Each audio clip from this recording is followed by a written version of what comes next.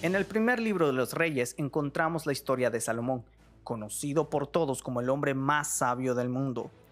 Esa sabiduría fue dada por el propio Dios a Salomón, el cual le dice lo siguiente: Yo te daré lo que has pedido, te daré una sabiduría como la que nadie ha tenido antes ni tendrá después.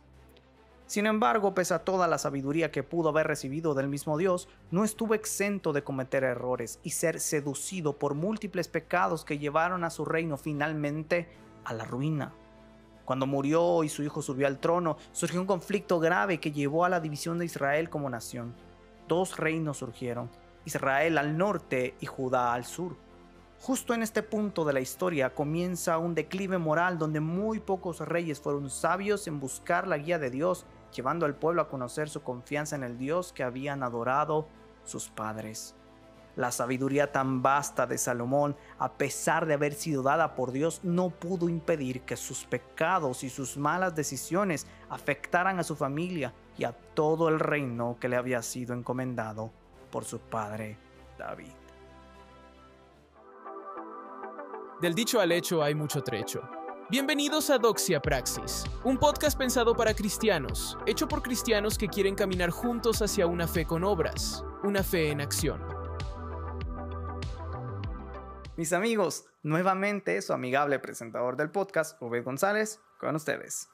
Quiero agradecerles primero que nada por el apoyo que han brindado al podcast. Sus comentarios y la difusión entre sus amigos son un gran apoyo para que este trabajo que realizamos con mucho cariño para ustedes siga extendiéndose por todo el internet. Y así otras personas puedan conocer a Dios y disfrutar de Él para siempre. Si viste el título de este episodio, probablemente te estés preguntando: ¿qué es esa palabra tan rara?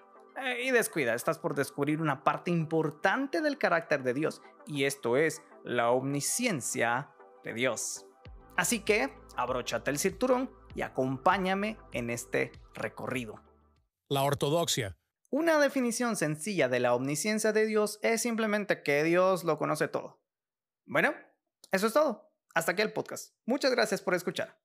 Gracias por escuchar este capítulo de Doxia Praxis, el podcast donde... Nah, no te creas, esta sección no se queda en algo tan pequeño, pero de manera simple tratemos de ver qué implicaciones tiene que Dios conozca todas las cosas. Veremos 4 aspectos particulares.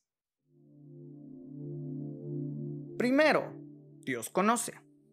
Puede que a nuestra mente venga que la omnisciencia de Dios es como una especie de supercomputadora que tiene toda la información del universo y ya está. Pero eso es algo alejado de lo que la Biblia dice. Dios no tiene conocimiento como nosotros que tenemos que ir desarrollando un aprendizaje a través de los años o como ChatGPT, sino que de Él se deriva todo el conocimiento. Como dice Pablo en Romanos capítulo 11, versículo 36, ciertamente todas las cosas son de Él y por Él y para Él. A Él sea la gloria por siempre. Amén. Segundo, Dios entiende. Ahora bien, el conocimiento de Dios no son ideas sin orden que ni siquiera Él puede comprender, sino que está perfectamente ordenado y eso hace que Él pueda entenderlo todo en su plenitud. No es como cuando tú conoces a una persona y al ser la primera vez que interactúas con esa persona no tienes mucha noción de cuáles son sus actitudes y debes ir aprendiendo a convivir. Dios, por el contrario, con su conocimiento y entendimiento perfecto, entiende de manera magistral todo lo creado, incluyéndonos. No es que Dios conozca las emociones, pero no las entienda, o que conozca la física, pero no sepa aplicarla. Él ha creado todo y entiende cómo funciona todo porque Él es su diseñador. Tercero, Dios tiene un propósito. Dios jamás improvisa ni hace las cosas sin entender las implicaciones de todos los escenarios posibles, sino que su propósito eterno se hace visible en cada acción. De hecho, podría alguien venir y cuestionar este atributo y decirme algo como: eso es mentira. Si Dios conoce todo y lo entiende todo, ¿cómo explicas las guerras, las injusticias, la hambruna, tanto dolor y sufrimiento que vivimos alrededor del mundo? Yo no veo que Dios entienda cuán mal la estamos pasando.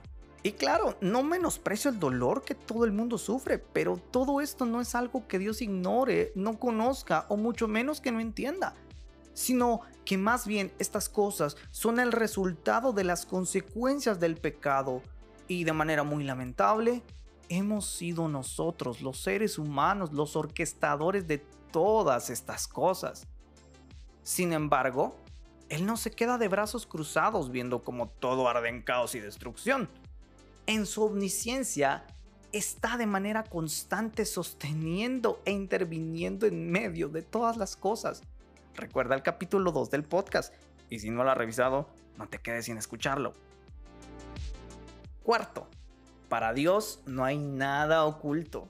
Quizá no esté lo suficientemente claro, pero no hay nada que esté escondido ante la omnisciencia de Dios. Tus pensamientos, motivaciones, acciones y demás cosas están expuestas ante su omnisciencia. Puede que alguien quiera jugar al escondite con Dios creyendo que ni siquiera Él puede enterarse de lo que está pasando, sintiendo o haciendo, pero claro está que porque Dios ha creado todas las cosas, las conoce, las entiende y tiene un propósito específico. Es imposible que algo pase desapercibido de su perfecto conocimiento.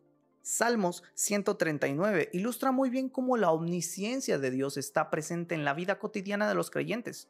Tuve la oportunidad de escuchar una predicación del pastor Miguel Núñez sobre este texto y se lo recomiendo muchísimo, ya que él desglosa este salmo de una forma preciosa que te deja asombrado de Dios. Y bien, ya teniendo estos 4 aspectos fundamentales para entender la omnisciencia de Dios, veamos cómo luce esto en la práctica. La ortopraxis. Quiero que antes de que sigamos, tomes un momento para meditar en lo que has escuchado y pienses en algún momento de tu vida en la cual este atributo de Dios fue visible.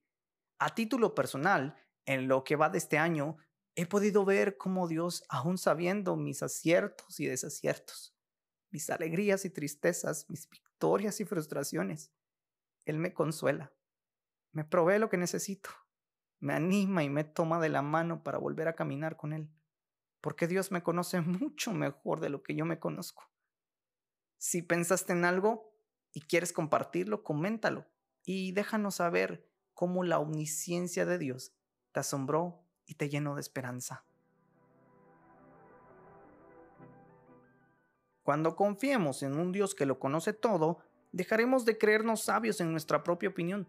En humildad, reconoceremos que el perfecto conocimiento del Santo Dios no solo es superior, sino mucho mejor que nuestro limitado conocimiento. El que Dios no solo conozca, sino también entienda todas las cosas, implica que ahora no veremos a Dios como alguien insensible o que sea incapaz de comprender cómo nos sentimos ante ciertas situaciones que pasamos en la vida, sobre todo en momentos de dolor. De forma natural, nosotros tendemos a victimizarnos y a decir la vieja confiable, es que nadie me entiende. Pero la omnisciencia de Dios nos dice, conozco lo que te pasa y lo entiendo. Hebreos capítulo 4 versículo 15 hará sentido en nuestras mentes. Porque no tenemos un sumo sacerdote que no pueda compadecerse de nuestras debilidades, sino uno que fue tentado en todo de la misma manera que nosotros, aunque sin pecado. Saber que Dios tiene un propósito en todas las cosas nos ayudará a dejar de ver nuestra vida como una serie de eventos desafortunados. Gracias, Jim Carrey. Sino que sabrás descansar en su perfecta sabiduría en que puede que no entiendas lo que está sucediendo en este momento, pero que todas estas cosas están siendo instrumentos en las manos de tu Salvador para liberarte de ti mismo y para que puedas recordar que este mundo finito no es el final, sino solo la puerta para esa nueva vida que has recibido por haber creído en el Evangelio. Por último, reconocer y entender que a Dios no se le escapa ni una, como diríamos de manera popular, nos hará ser más sinceros a la hora de hablar con Dios. Nuestra relación con Dios será más honesta y profunda en lugar de ser superficial, como pasa con mucha frecuencia en estos tiempos modernos. Ya no estaremos escondiendo cosas por temor a vernos más santos delante de aquel que nos hace santos. Irónico, ¿no? Será más fácil confesar nuestros pecados porque Él ya los conoce. Pero Dios usa la confesión para librarnos de la carga del pecado y volvernos a la gracia que nos ha sostenido, nos sostiene y nos sostendrá. Vaya, este sí que ha sido un episodio bastante profundo. Te animo a que sigamos reflexionando sobre estos preciosos atributos conforme vayamos estudiando. Y sin más que agregar, esto ha sido todo. No te vayas sin enviarle este episodio a todos tus amigos para que más personas conozcan y disfruten de Dios. Hasta la próxima. Gracias por escuchar este capítulo de Doxia Praxis, el podcast donde la doctrina y la vida diaria no están separados. Te invitamos a seguirnos en nuestras redes sociales para tener acceso a más contenido como este: YouTube, TikTok y Facebook como Proyecto GC e Instagram como Guate Proyecto GC. Nos vemos en un próximo episodio. Gracia y paz a todos.